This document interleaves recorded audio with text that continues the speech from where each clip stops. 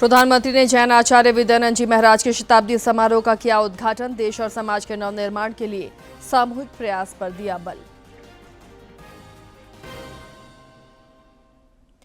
दिल्ली में इलाजरत पूर्व मुख्यमंत्री शिबू सोरेन की हालत स्थिर। मुख्यमंत्री हेमंत सोरेन ने शीघ्र स्वास्थ्य लाभ की महाप्रभु जगन्नाथ से की प्रार्थना।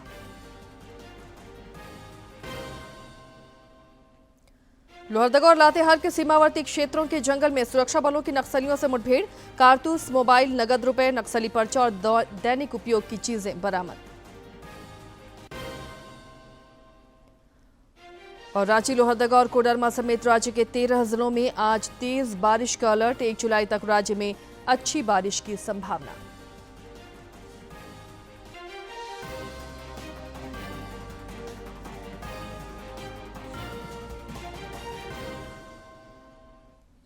नमस्कार, खबरें झारखंड में आपका स्वागत है। मैं हूं आसिया नाजली और अब समाचारों पर नजर डालते हैं विस्तार से। प्रधानमंत्री नरेंद्र मोदी ने आज नई दिल्ली के विज्ञान भवन में जैन आचार्य विद्यानंद जी महाराज के शताब्दी समारोह का उद्घाटन किया। संस्कृति मंत्रालय और भगवान महावीर अहिंसा भारती ट्रस्ट के संयुक्त तत्वाधान में आज से शुरू हुए शताब्दी समारोह को संबोधित करते हुए प्रधानमंत्री ने देश और समाज के नवनिर्माण में सामूहिक भागीदारी पर जोर दिया। उन्होंने धर्म आध्यात्मिक क्षेत्र में आचार्य विद्यानंद महाराज के योगदान की चर्चा की। शताब्दी समारोह के सिलसिले में देश भर में कई कार्यक्रमों का आयोजन साल भर होगा।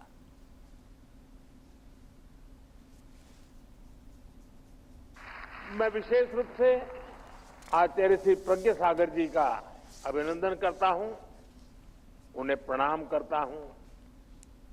आपके मार्गदर्शन में आज करोड़ों अनुयायी पूज्य गुरुदेव के बताए रास्ते पर आगे बढ़ रहे हैं। आज इस अवसर पर आपने मुझे धर्म चक्रवर्ती की उपाधि देने का जो निर्णय लिया है,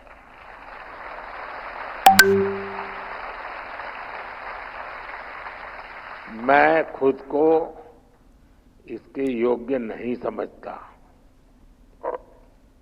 लेकिन हमारा संस्कार है कि हमें संतों से जो कुछ मिलता है उसे प्रसाद समझकर स्वीकार किया जाता है। और इसलिए मैं आपके इस प्रसाद को विनम्रतापूर्वक स्वीकार करता हूं और मां भारती के चरणों में समर्पित करता हूं।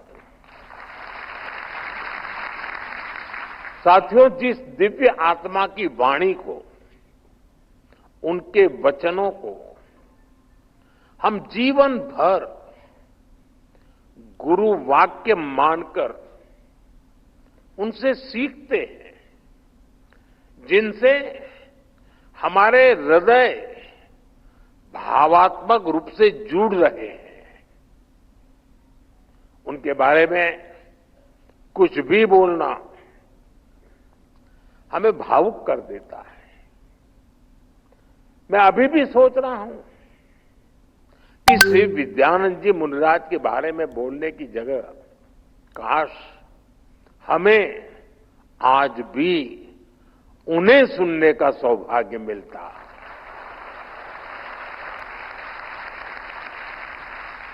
ऐसी महान विभूति की जीवन यात्रा को शब्दों में समेटना आसान नहीं है। प्रधानमंत्री नरेंद्र मोदी 2 जुलाई से 5 देशों की यात्रा पर रहेंगे। श्री मोदी ब्राजील में ब्रिक्स शिखर सम्मेलन में भी भाग लेंगे। विदेश मंत्रालय के अनुसार यह 60 दिवसीय यात्रा के दौरान प्रधानमंत्री ब्राजील के अलावा घाना, त्रिनिदाद, अर्जेंटीना और नामीबिया भी जाएंगे। मोदी 2 जुलाई से 9 जुलाई 2025 तक घाना, त्रिनिदाद एवं टोबैगो, अर्जेंटीना, ब्राजील और नामीबिया की यात्रा पर रहेंगे। ये दौरा भारत की अफ्रीका और लैटिन अमेरिका के साथ संबंधों को सशक्त करने की दिशा में एक महत्वपूर्ण कदम माना जा रहा है। इनमें सबसे अहम ब्राजील का दौरा है, जहां प्रधानमंत्री मोदी 5 से 8 जुलाई तक रहेंगे। प्रधानमंत्री मोदी 17वें ब्रिक्स शिखर सम्मेलन में भाग लेने के लिए ब्राजील के रियो डी जेनेरियो भी जाएंगे और बाद में ब्राजीलिया में राज्य स्तरीय यात्रा करेंगे। प्रधानमंत्री मोदी 2 से 3 जुलाई को पहली बार द्विपक्षीय दौरे पर घाना जाएंगे। 3 दशक बाद किसी भारतीय प्रधानमंत्री की ये पहली यात्रा होगी। घाना के राष्ट्रपति के साथ बैठक में द्विपक्षीय साझेदारी की समीक्षा की जाएगी। ये यात्रा भारत और इकोवास एवं अफ्रीकी संघ के साथ संबंधों को गहरा करने का भी अवसर होगी। प्रधानमंत्री मोदी 3 से 4 जुलाई को त्रिनिदाद एवं टोबैगो की आधिकारिक यात्रा करेंगे। ये किसी भारतीय प्रधानमंत्री की 1999 के बाद पहली द्विपक्षीय यात्रा होगी। प्रधानमंत्री मोदी राष्ट्रपति क्रिस्टिन कार्ला कांगालू और प्रधानमंत्री से मुलाकात करेंगे। पीएम मोदी 4 से 5 जुलाई को राष्ट्रपति जेवियर माइली के निमंत्रण पर अर्जेंटीना की आधिकारिक यात्रा पर जाएंगे। दोनों देशों के बीच रक्षा, कृषि, खनन, ऊर्जा, व्यापार और लोगों के बीच संबंधों को और बढ़ाने पर चर्चा होगी। प्रधानमंत्री मोदी 9 जुलाई को नामीबिया की अपनी पहली और किसी भारतीय प्रधानमंत्री की तीसरी यात्रा पर जाएंगे। ये दौरा भारत की ग्लोबल साउथ के साथ रणनीतिक भागीदारी को विस्तार देने की दिशा में एक ठोस पहल माना जा रहा है। दिल्ली के सरगंगाराम अस्पताल में इलाजरत पूर्व मुख्यमंत्री शिबू सोरेन की हालत स्थिर है और डॉक्टरों की निगरानी में है। पैरालिसिस अटैक से जूझ रहे श्री सोरेन के शीघ्र स्वास्थ्य लाभ के लिए प्रार्थनाओं का सिलसिला भी जारी है। मुख्यमंत्री हेमंत सोरेन ने कल एक वीडियो साझा कर महाप्रभु भगवान जगन्नाथ से उनके शीघ्र स्वस्थ होने की प्रार्थना की। उन्होंने भरोसा जताया कि वे जल्द स्वस्थ होकर सभी के बीच आएंगे और आशीर्वाद बनाए रखेंगे। रथ यात्रा महापर्व है। हर साल मैं वहां उपस्थित होता था। इस साल आदरणीय गुरुजी के अस्वस्थ होने की वजह से आज इस यात्रा में शामिल नहीं हो पा रहा हूं। मैं भगवान जगन्नाथ जी से प्रार्थना करता हूं कि आदरणीय स्वयं गुरुजी जल्दी से स्वस्थ हों, हम लोग के बीच में हमेशा की तरह आशीर्वाद बनाए रखेंगे और आप सब लोगों को भगवान जगन्नाथ जी के इस यात्रा के लिए बहुत बहुत शुभकामनाएं। केंद्रीय महिला एवं बाल विकास मंत्री अन्नपूर्णा देवी ने भी कल दिल्ली स्थित सरगंगाराम अस्पताल जाकर मुख्यमंत्री हेमंत सोरेन से मुलाकात की। उन्होंने राज्यसभा सांसद और पूर्व मुख्यमंत्री शिबू सोरेन के स्वास्थ्य की जानकारी ली। केंद्रीय मंत्री ने पूर्व सीएम के शीघ्र पूर्ण रूप से स्वस्थ होने की ईश्वर से प्रार्थना की।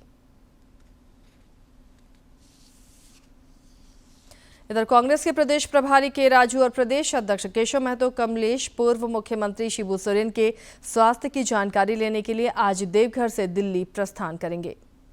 पार्टी की ओर से बताया गया है कि प्रदेश प्रभारी संताल परगना क्षेत्र में पूर्व में निर्धारित कार्यक्रमों में शामिल नहीं होंगे। हालांकि हूल दिवस पदयात्रा कार्यक्रम चलती रहेगी। रक्षा राज्य मंत्री संजय सेठ मेडागास्कर दौरे के क्रम में विभिन्न कार्यक्रमों में शिरकत कर रहे हैं। उन्होंने वहां के प्रधानमंत्री से भी मुलाकात की। इस दौरान द्विपक्षीय संबंधों को मजबूत बनाने पर विमर्श हुआ। श्री सेठ का मेडागास्कर में औपचारिक स्वागत भी हुआ। मेडागास्कर के सशस्त्र बलों के मंत्री के साथ श्री सेठ ने रक्षा सहयोग की वर्तमान स्थिति की समीक्षा भी की।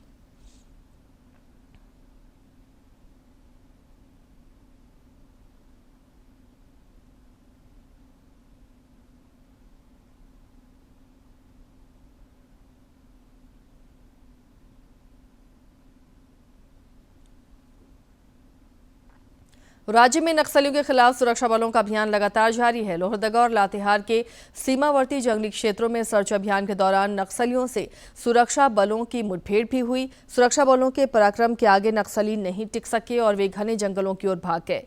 मुठभेड़ स्थल से कारतूस, मोबाइल, नगद रुपए, नक्सली पर्चा और नक्सलियों के दैनिक उपयोग की कई चीजें बरामद की गई।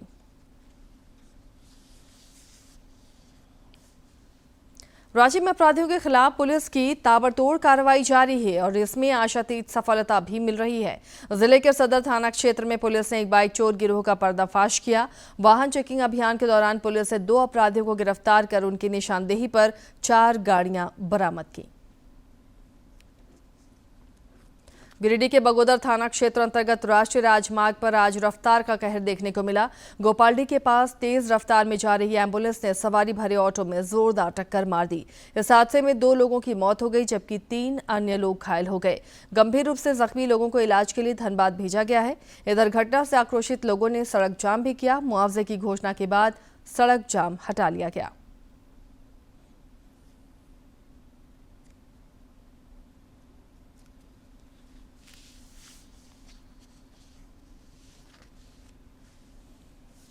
मैया सम्मान योजना के लाभार्थियों के लिए खुशखबरी है। योजना से जुड़े 52 लाख लाभार्थियों को अगले सप्ताह में मई माह की राशि दी जाएगी। इस संबंध में सामाजिक सुरक्षा निदेशालय ने सभी जिलों को निर्देश जारी किया है। इस योजना के तहत लाभुकों को प्रति माह 2500 रुपए दिए जाते हैं। महिला बाल विकास एवं सामाजिक सुरक्षा विभाग द्वारा इस योजना के लिए नवंबर माह तक की राशि उपलब्ध करा दी गई है और करीब 96 अरब 9 करोड़ रुपए आवंटित किए गए हैं।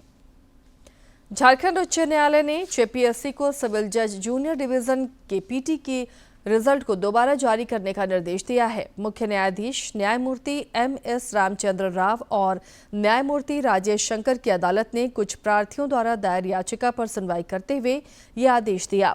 अदालत ने सिविल जज जूनियर डिवीजन के अत्यंत पिछड़ा वर्ग 1 ईबीसी और पिछड़ा वर्ग 2 पीसी के उम्मीदवारों के पीटी रिजल्ट को दोबारा प्रकाशित करने का निर्देश दिया। आपका पसंदीदा डीडी झारखंड नए तेवर और नए कलेवर के साथ आपके बीच है ताकि पल पल की खबरें आप तक पहुंचें। आपका अपना पसंदीदा डीडी झारखंड, गांव से लेकर कस्बों और शहरों तक की है धड़कन।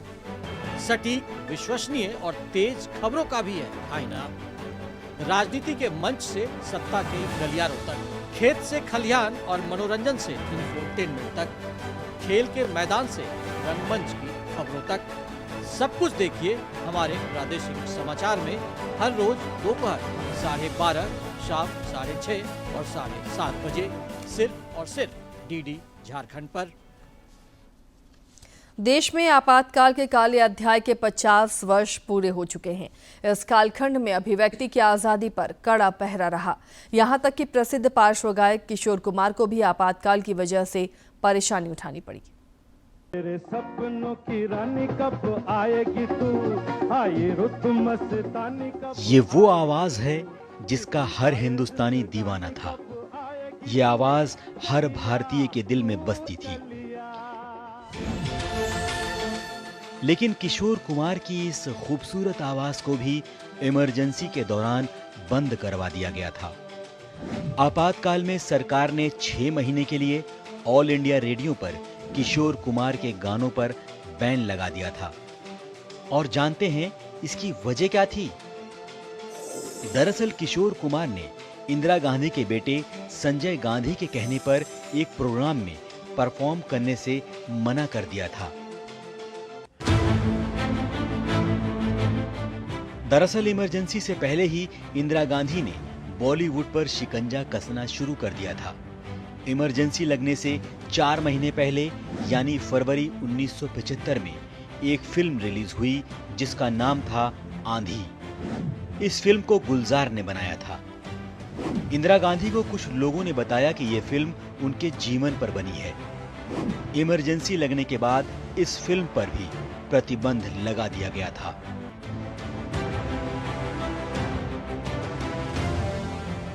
इमरजेंसी के दौरान एक ऐसी फिल्म भी आई जो तत्कालीन प्रधानमंत्री इंदिरा गांधी और उनके बेटे संजय गांधी को इतनी चुभी कि उसके प्रिंट तक जलवा दिए गए।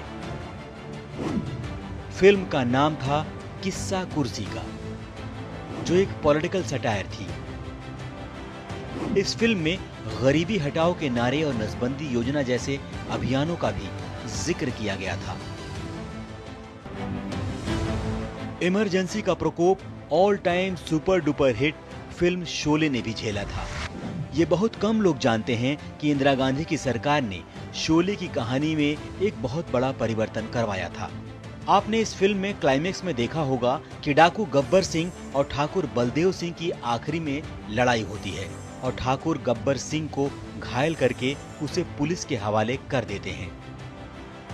लेकिन ये शोले की ओरिजिनल कहानी नहीं थी। ओरिजिनल शोले में ठाकुर अपने कील लगे जूते से गब्बर सिंह का गला दबाकर मार देते हैं। लेकिन जब ये फिल्म सेंसर बोर्ड के पास पहुंची तो उसने फिल्म के डायरेक्टर रमेश सिप्पी को शोले का क्लाइमेक्स बदलने के लिए दबाव डाला।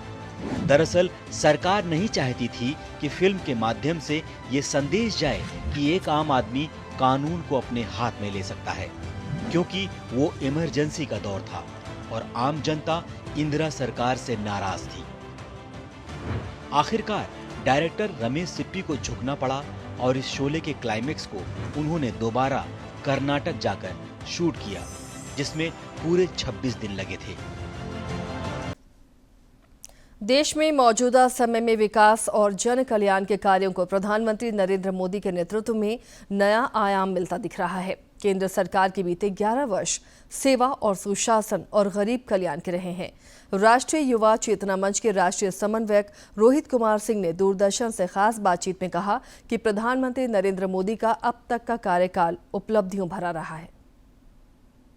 युवा चेतना मंच के संयोजक रोहित कुमार जी हमारे साथ हैं। नरेंद्र मोदी सरकार के 11 वर्ष पूरे हुए हैं। उस 11 वर्षों में देश में क्या कुछ बदलाव आया है, आइए जानते हैं रोहित जी से। क्या लगता है किस तरीके से बदलाव दिखता है? देखिए, जो गरीब है, वंचित है, पिछड़ा है, दलित है, मजलूम है, मजदूर है, किसान है, वनवासी है, आदिवासी है, सबके जीवन में एक नई रोशनी आई है। 11 साल बेमिसाल मोदी सरकार, यह बात सिर्फ भारतीय जनता पार्टी या राष्ट्रीय जनतांत्रिक गठबंधन में सम्मिलित राजनीतिक कार्यकर्ताओं की जुबान से नहीं निकल रही है।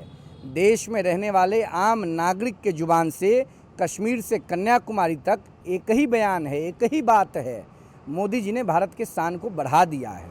और मैं आपको बता दूं, आज कश्मीर से कन्याकुमारी माँ भारती का वैभव अंतर्राष्ट्रीय मंच पर अगर किसी राजनेता के कारण बढ़ा है तो उस राजनेता का नाम लोकप्रिय भूमिपुत्र नरेंद्र भाई मोदी है। किस तरीके का बदलाव, जैसे अगर हम कहें विकास के रूप में, या जो भारत की एक छवि देश और दुनिया में बदली है, किस तरीके का बदलाव युवाओं की नज़र में हम कहें तो आपको दिखता है? देखिए, इंफ्रास्ट्रक्चर के क्षेत्र में अगर देखिएगा तो अभूतपूर्व कार्य पिछले 11 वर्षों में देश में हुआ। जब पुल बनेगा, सड़क बनेंगी, बड़े बड़े भवन बनेंगे, एयरपोर्ट बनेगा, तो निश्चित रूप से रोजगार के अवसर सृजन होंगे। तो एक तरफ इंफ्रास्ट्रक्चर के क्षेत्र में मोदी जी के सरकार में अद्भुत काम हुआ, और वहीं जब इंफ्रास्ट्रक्चर का सृजन हुआ तो रोजगार का सृजन हुआ। तो जो नौजवान लंबे समय तक पिछली सरकारों में घर पर बेरोजगार बैठे थे, डिग्रियां लेकर PhD, दिलीट, बीटेक करके लड़के चपरासी की नौकरी प्राइवेट सेक्टर में कर रहे थे, आज मोदी जी की सरकार के कारण रोजगार बढ़ा है, नौजवान काम कर रहा है, किसान को सही लागत मूल्य मिल रहा है उसके फसल का, मजदूर के पास काम है, लोगों के जीवन का औसत दर बेहतर हुआ है। तो और एक्सपेक्टेशन अब क्या है, आने वाले दिनों में क्या उम्मीद है मोदी जी से? आप देखिए ना, मोदी जी से ही तो उम्मीद रहेगी। जिस व्यक्ति ने लोगों को लालटेन, मोमबत्ती, धिबड़ी, दिया से बाहर निकाल के परमानेंट 24 घंटे की बिजली में पहुंचा दिया हो, जहां लोग रेलगाड़ी पर सफ़र नहीं कर पाते थे, आज हवाई जहाज़ पर सफ़र कर रहे हैं। बिहार और झारखंड को ही देखिए, चारों तरफ, आज हम रांची में आपके साथ बात कर रहे हैं, चारों तरफ सड़कों का जाल हो गया, पुल पुलिया बन रहा है, बड़े बड़े भवन बन रहे हैं, नए एयरपोर्ट बन रहे हैं, एम्स बन रहा है, नए इंजीनियरिंग कॉलेजेस, मेडिकल कॉलेजेस बन रहे हैं। भाई देवघर में जाकर के देखिए, बाबा बैद्यनाथ धाम की नगरी में किस प्रकार से एम्स चमक रहा है। अगर बिहार की बात करें तो जाके दरभंगा में देखिए किस प्रकार से सेंट्रल यूनिवर्सिटीज़ पूरे देश में खुल गया। बिहार और झारखंड एक समय कांग्रेस की सरकारों में सेंट्रल विश्वविद्यालयों की बात जो होता था, हमारे विद्यार्थी दूसरे प्रदेशों में पढ़ने जाते थे, आज बिहार और झारखंड में सेंट्रल यूनिवर्सिटीज़ खुल गया। तो प्रधानमंत्री मोदी जी का ऋणी है झारखंड का नागरिक, बिहार का नागरिक, भारत का नागरिक। देश को गर्व है प्रधानमंत्री मोदी से, और ऑपरेशन सिंदूर के माध्यम से जिस प्रकार से आतंकवादी गतिविधियों में सम्मिलित रहने वाले पाकिस्तान को प्रधानमंत्री ने जमींदोज कर दिया भारत के सेना के पराक्रम और वैभव के प्रभाव से, तो अब क्या बचा है? आज भारत भाग्य विधाता के रूप में देश में प्रतिष्ठित हो चुका है, स्थापित हो चुका है, माँ भारती का डंका बज रहा है। अब कांग्रेस के मित्रों के पेट में दर्द हो रहा है तो उनको एसी लॉक खाना पड़ेगा या कोई दवाई खानी पड़ेगी। तो हम बात कर रहे थे रोहित से, जो युवा चेतना मंच के संयोजक है। उन्होंने साफ तौर पर कहा कि मोदी सरकार जो 11 वर्षों के जो उनका कार्यकाल रहा है वो बेमिसाल रहा है, और देश में हर क्षेत्र में अद्भुत विकास देखने को मिला है। अपने सहयोगी विकास के साथ मैं दिवाकर कुमार, दूरदर्शन समाचार, रांची।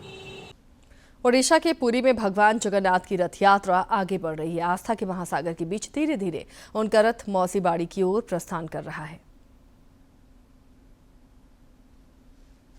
प्रभु जगन्नाथ नयनों के पथ दर्शन दीजिए मेरे। जय जय जगन्नाथ, जय जय जगन्नाथ।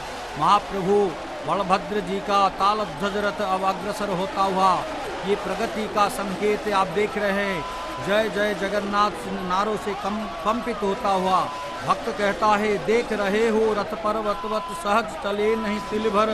भक्ति भाव के कंपन से ही रथ चलता हिल हिल कर।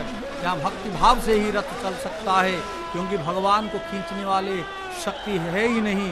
कहा गया धर्म अर्थ और काम मोक्ष के रथ से जोड़े।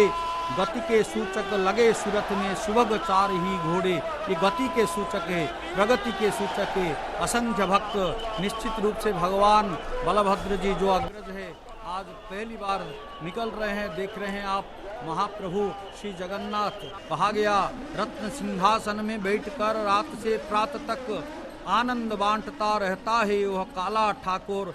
दीनहीन पतितों को तारने हर साल देख रथ यात्रा में निकलता है ये काला ठाकुर। ये काला ठाकुर नित्य हर साल एक बार निश्चित अपनी मातृभूमि जननी की दर्शन के लिए बढ़ रहे हैं आगे। देखिए महाप्रभु तालध्वज के रथी और निश्चित रूप से आगे बढ़ रहे हैं। कहा गया देखो नाद घर घर करता प्रखर बढ़ता पथ पर तालध्वज किताब ध्वस्त कर आनंद बांट कर चले हैं कृष्ण के अग्र।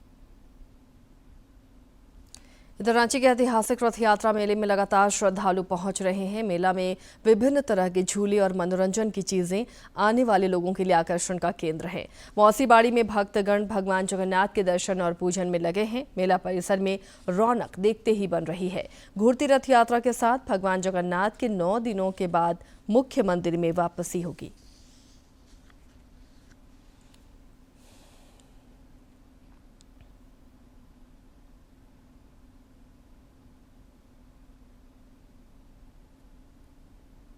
प्रधानमंत्री नरेंद्र मोदी 29 जून को आकाशवाणी पर मासिक मन की बात कार्यक्रम में देश विदेश के लोगों के साथ अपने विचार साझा करेंगे।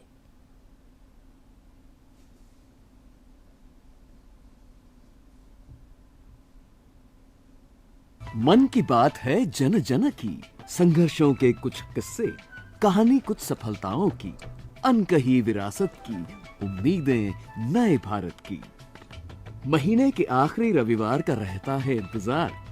मलयाचल के आंचल से विंध्याचल के आंगन तक, ब्रह्मपुत्र के घाट से हिमालय के विस्तार तक होती है मन की बात प्रधानमंत्री के साथ। तो सुनिए इस महीने 29 जून सुबह 11 बजे मन की बात आकाशवाणी और दूरदर्शन के सभी चैनलों पर और प्रसार भारती के OTT प्लेटफॉर्म वेव्स पर सजीव प्रसारण लाइव स्ट्रीमिंग के माध्यम से। आकाशवाणी सजीव प्रसारण लाइव स्ट्रीमिंग के माध्यम से। तो याद रखें रविवार 29 जून सुबह 11 बजे मन की बात। पलामू टाइगर रिजर्व 1 जुलाई से पर्यटकों के लिए बंद हो जाएगा। बारिश के मद्देनजर ये 30 सितंबर तक बंद रहेगा। पर्यटक 1 अक्टूबर से उद्यान का फिर से भ्रमण कर सकेंगे। इस संबंध में वन विभाग ने आदेश जारी किया है। पलामू टाइगर रिजर्व लगातार पर्यटकों को आकर्षित करता रहा है। पिछले दिनों इसी टाइगर रिजर्व से जुड़े कर्मियों ने रांची में एक बाघ का रेस्क्यू किया था, जिसे बाद में यहां लाकर छोड़ दिया गया।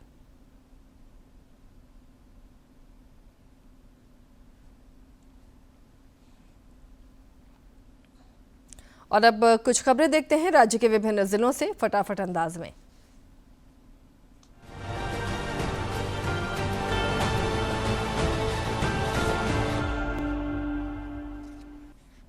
पलामू सांसद विष्णुदयाल राम की अध्यक्षता में रेलवे मंडल संसदीय समिति की बैठक हुई। इस दौरान पलामू संसदीय क्षेत्र के पंडित दीनदयाल उपाध्याय मंडल अंतर्गत रेलवे से जुड़े महत्वपूर्ण विषयों पर विस्तृत चर्चा हुई।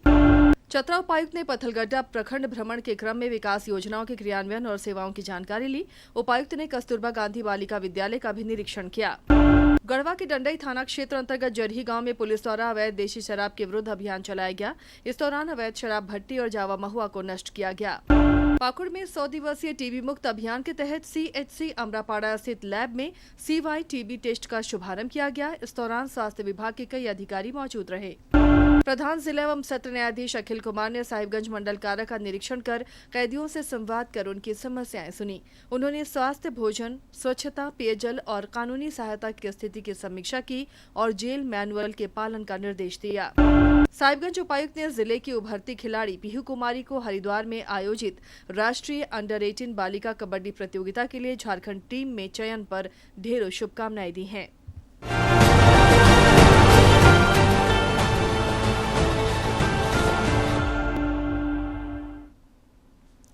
और अब जानते हैं मौसम का मिजाज। राज्य में दक्षिणी पश्चिमी मानसून की बौछारें लगातार जारी हैं। 1 जुलाई तक तेज बारिश के आसार हैं, जिसे लेकर अलर्ट जारी किया गया है।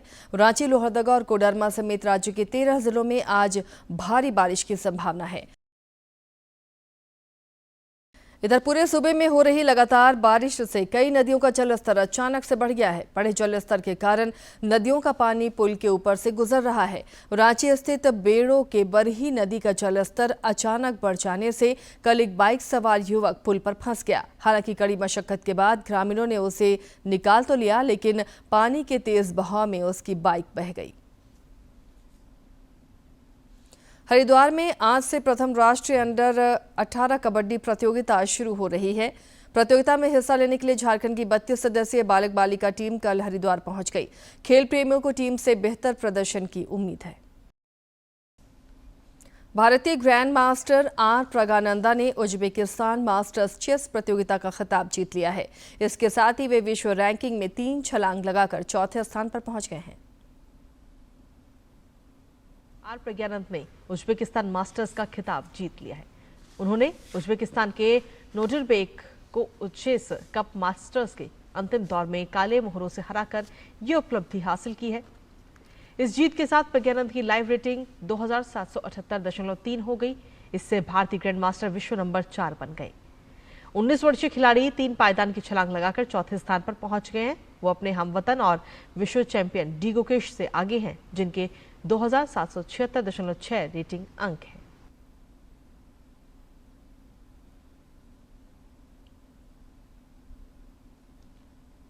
दूरदर्शन झारखंड पर पल पल की खबरों से जुड़े रहने के लिए आप हमारे social media platform x, Facebook, Instagram और यूट्यूब से जुड़ सकते हैं, क्योंकि खबरों से जितना बाखबर रहना जरूरी है, उससे ज्यादा जरूरी है सटीक, संतुलित और निष्पक्ष समाचार।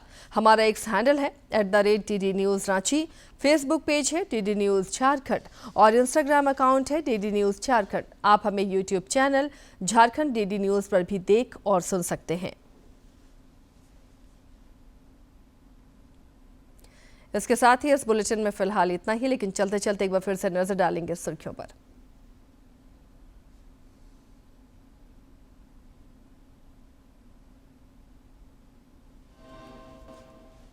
प्रधानमंत्री ने जैन आचार्य विद्यानंद जी महाराज के शताब्दी समारोह का किया उद्घाटन। देश और समाज के नवनिर्माण के लिए सामूहिक प्रयास पर दिया बल। दिल्ली में इलाजरत पूर्व मुख्यमंत्री शिबू सोरेन की हालत स्थिर। मुख्यमंत्री हेमंत सोरेन ने शीघ्र स्वास्थ्य लाभ की महाप्रभु जगन्नाथ से की प्रार्थना।